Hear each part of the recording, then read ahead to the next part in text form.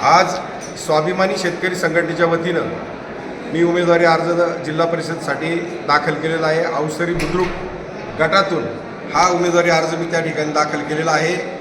आज आपण जर पाहिलं, राजकारण इतकं घाणेरडं आणि गलिच्छ झालेलं आहे, लोकांना तो TV सुद्धा पाहायची, मोबाईल पाहायची इच्छा राहिली नाही। आज सकाळी पक्षात असलेला माणूस दुपारी संध्याकाळी कुठं असेल याचा तपास नाही। लोकशाहीचा गळा घोटला जातोय फक्त खुर्चीसाठी आणि सत्तेसाठी। काही करून मला खुर्ची मिळाली पाहिजे, सत्ता मिळाली पाहिजे याच्यासाठी अट्टाहास हा सगळा चालू आहे। अरे पण तुम्ही विसरलात, या देशाची खरी मालक ही जनता आहे। ती टॅक्स भरते, GST भरते। हा शेतकरी, गोरगरीब, कष्टकरी जनतेची लढाई लढणारा माणूस आहे। आणि म्हणून मी माझ्या या स्वाभिमानी शेतकरी संघटनेच्या बिल्ल्याशी म्हणजे शेतकऱ्याशी प्रामाणिक आहे आणि ही प्रामाणिकपणाची, सच्चाईची लढाई आहे। 100 कौरव जरी एकत्र आले तरी श्रीकृष्णरूपी जनता ही माझ्या पाठीशी आहे याची मला 100% खात्री आहे। आणि म्हणून येणाऱ्या निवडणुकीमध्ये मतदानातून ही जनता ज्याला त्याला ज्याची त्याची जागा दाखवून दिल्याशिवाय राहणार नाही। आणि शेतकऱ्यासाठी, गोरगरिबासाठी, कष्टकऱ्यासाठी, समाजातल्या सगळ्या जाती धर्मासाठी अहोरात्र 24 तास घरादारावर तुळशीपत्र ठेवून, केसेस अंगावर घेऊन लढणारा प्रभाकर बांगर, प्रसंगी हल्ला सहन करणारा प्रभाकर बांगर या लोकांनी पाहिलेला आहे, जनतेने पाहिलेला आहे। त्यामुळं ही जनता मला न्याय दिल्याशिवाय राहणार नाही याची मला 100% खात्री आहे। आणि म्हणूनच ही लढाई माझी नसून शेतकऱ्याची, गोरगरिबाची, कष्टकऱ्याची लढाई आहे आणि ही लढाई मी जिंकल्याशिवाय राहणार नाही। आता महाविकास आघाडीकडून तुम्हाला काही संपर्क झाला आहे का उमेदवारीबाबत, किंवा काही चर्चा झाली का? अजिबात नाही। विधानसभेला ज्या मंडळींनी मला शब्द दिला होता त्यांनी केसाने माझा गळा कापण्याचं काम केलेलं आहे।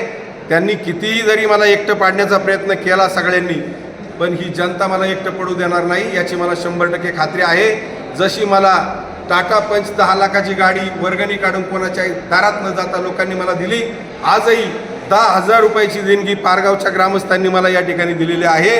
आणि इथून पुढं हा मदतीचा ओघ सुरूच राहणार आहे। 1 नोट आणि 1 वोट असा फॉर्म्युला माझा राहणार आहे। लोकशाहीमध्ये कोणाला वाटत असेल पैशाचा वापर करून आम्ही निवडणूक जिंकू, हा त्यांचा गोड गैरसमज आहे। प्रभाकर बांगर शेतकऱ्याच्या, गोरगरिबाच्या हृदयामध्ये बसलेला आहे आणि त्यांनी माझं काम त्या ठिकाणी जवळून पाहिलेलं आहे। त्यामुळं ही न्यायाची, नीतीची आणि प्रामाणिकपणाची लढाई हा प्रभाकर बांगर जिंकल्याशिवाय राहणार नाही। महाविकास आघाडीच्या वतीने तुम्हाला विधानसभेच्या वेळी शब्द काय दिला होता? मी नाव घेऊन बोलतो, देवदत्तजी निकमांचं काम आम्ही प्रामाणिकपणे केलं। त्या ठिकाणी स्वाभिमानी शेतकरी संघटना लोकसभेला आणि विधानसभेला कुठल्याही आघाडीमध्ये नव्हती। मी राजू शेट्टी साहेबांशी बोललो, साहेब मला म्हणाले ठीक आहे, तुला त्यांना पाठिंबा द्यायचा आहे तर जरूर दे। वळसे पाटलांना मी पाठिंबा उघडपणे देऊ शकत नव्हतो, कारण माझ्यावरचं हल्ल्याचं प्रकरण सगळ्यांनी पाहिलं होतं। म्हणून मी त्यांना सांगितलं देवदत्तजींना मी पाठिंबा देतो। आणि फक्त मला राजू शेट्टी साहेब मला एकच म्हणाले, तू त्यांना पाठिंबा दे, परंतु जिल्हा परिषदेचा शब्द त्यांच्याकडून घे। भागडीमध्ये मी त्यांच्या गाडीमध्ये बसलो होतो, तिथं त्या ठिकाणी राजाराम बानकेले होते, सुरेश भोर होते, राजू इनामदार होते, बाळासाहेब बानकेले होते, सगळे कार्यकर्ते होते।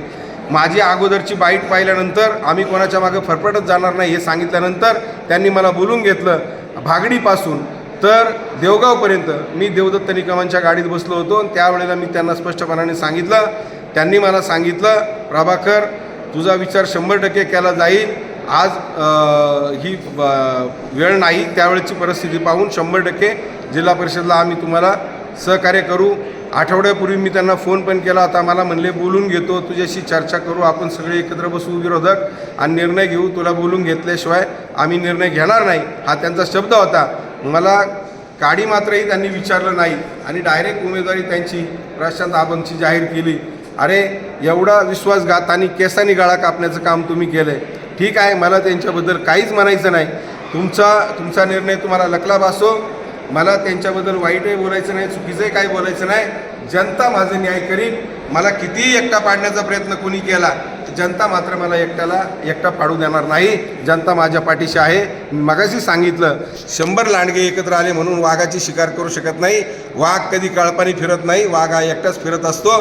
कळपाने फिरतात ते लांडगे आणि म्हणून नको त्या घाणेरड्या युत्या आघाड्या, कोण आजी तर उद्या तिकडं ह्या पक्षातून त्या पक्षाच्या चिन्हावर किती घाणेरडा किळसवाना प्रकार चालू आहे. मी पारापारावर गावागावामध्ये ही चर्चा ऐकतोय. लोकांना या सगळ्या गोष्टीचा किळस आलेली आहे आणि म्हणून मी इमानदारीनं आणि प्रामाणिकपणानं माझ्या या स्वाभिमानी शेतकरी संघटनेची शेतकऱ्याची लढाई, गोरगरिबाची लढाई या ठिकाणी शेवटपर्यंत नेटाने लढणार आहे आणि निवडणूक जिंकणार म्हणजे जिंकणार.